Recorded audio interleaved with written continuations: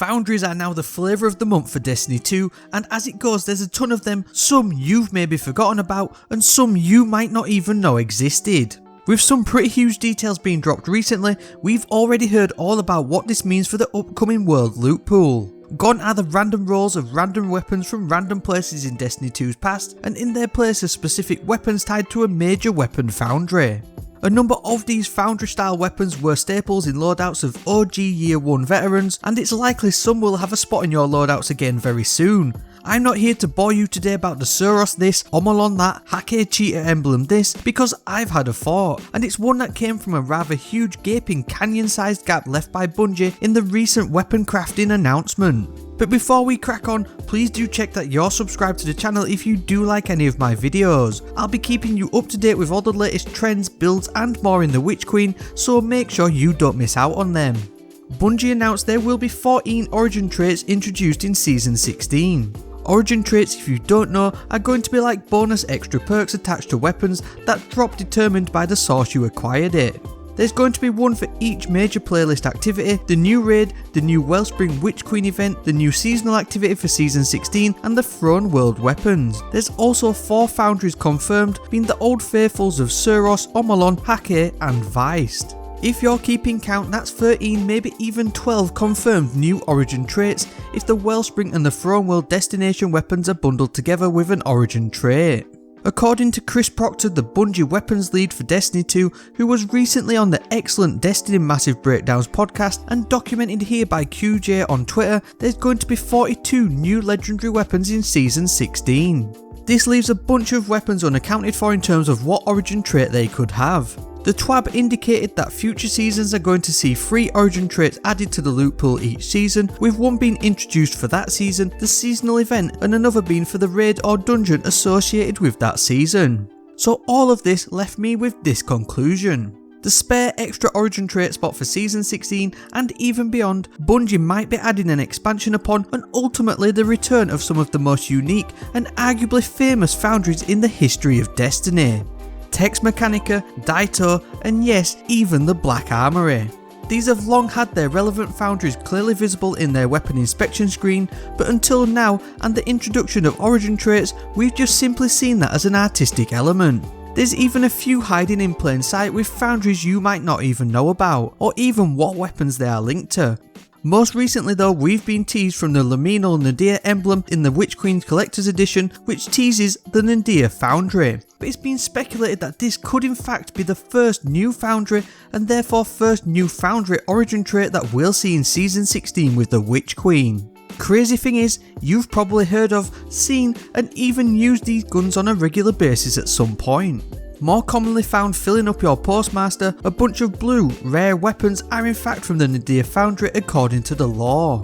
Nadir weapons follow a naming scheme of a scientific term followed by a 3-letter alpha code. But arguably the most recognisable weapon from the Nadir Foundry would be the Nemesis Star exotic machine gun. Given that we are getting a new perk called Focus Fire highlighted here in the TWAB, it does lean into the Nemesis Star's intrinsic perk Strange Gravity, which lowers its rate of fire but improves the range and accuracy as you hold the trigger. It also granted grenade energy back in the day, so does this point to Nadir becoming a foundry in the near future?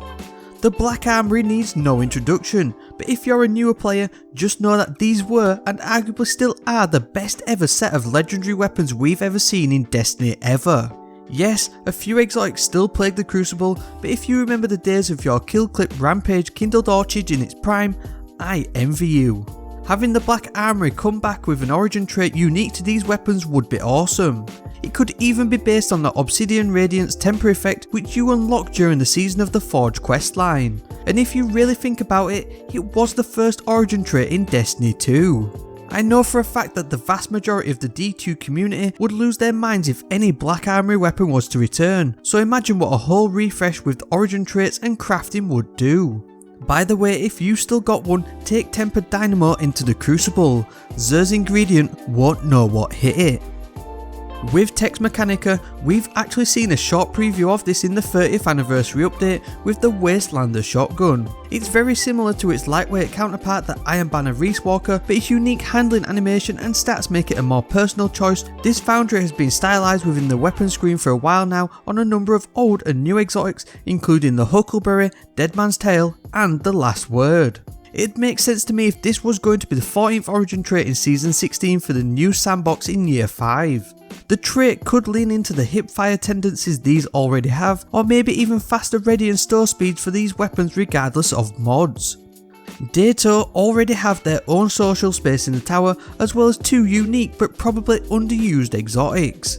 Once again, another foundry with weapons you see regularly knocking ascendant shards out of your postmaster.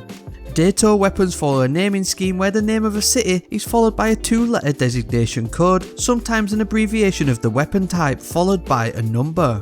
There's a bunch of cosmetic items themed in its style, as well as even a unique armour set with the Moonfang armour you can get from the Prophecy dungeon. Even the GEMINI Jester Hunter exotic pants are made by Daito. An origin trait for the Daito Foundry might be some way off, to be honest, given we don't even have any specific Daito legendary weapons, but it could bring a cool gameplay dynamic matching the style of how the Two-Tailed Fox and Jade Rabbit exotic perks boost their damage output. So there's 2 more foundries within the Destiny universe, and they have no direct verbal reference in the game right now, but there's no doubt in my mind that you've used these weapons linked to them, especially a few in famous and game-breaking exotics. Kassoid is a weapon foundry from the Last City, and they follow a naming scheme which is typically 2 Latin words followed by a Roman numeral, with plenty of blue weapons clogging up your inventory like the Nox Cordis. But if you look close enough at this Destiny 1 emblem which represents the foundry, you'll notice that it appears on 2 exotics in Destiny 2. Eriana's Vow and yes, Telesto. Both of the Telesto perks have the Kassoid symbol, and it's also on the side of the Eriana's Vow itself. A couple of legendaries including the popular Cartesian Coordinate Fusion Rifle and the Nightshade Pulse Rifle are also linked to this foundry too. I just hope that any origin trait doesn't follow in the footsteps of Telesto and break the game. Finally, and probably most famously, is the Crux Lomar Foundry. Creators of rocket launchers using a noble or royal title followed by a 2-letter alpha code and a number. Yet you've most recently got your hands on its most well known, famous and IP defining rocket launcher, the Gjallarhorn. Yes, Crux Lomar is the foundry of Gjallarhorn, but it's also tied to the Truth rocket launcher and Dragon's Breath from Destiny 1. Its skull symbol can be seen on all of Truth's ornaments, but given Crux Lomar only deal in rocket launchers, this one might be the most unlikely to actually ever see an origin trait outside of its powerful exotics. So as you can see, literally every weapon ever created in the Destiny universe does in fact have a weapon foundry or origin tied to it, whether that's just basic strike and crucible weapons all the way to legendary exotics. I'm glad that Bungie are finally leaning into foundries and weapon origins to create traits to make them even more distinguishable, and I'm excited to see if they do bring any of these listed to the fore in the future.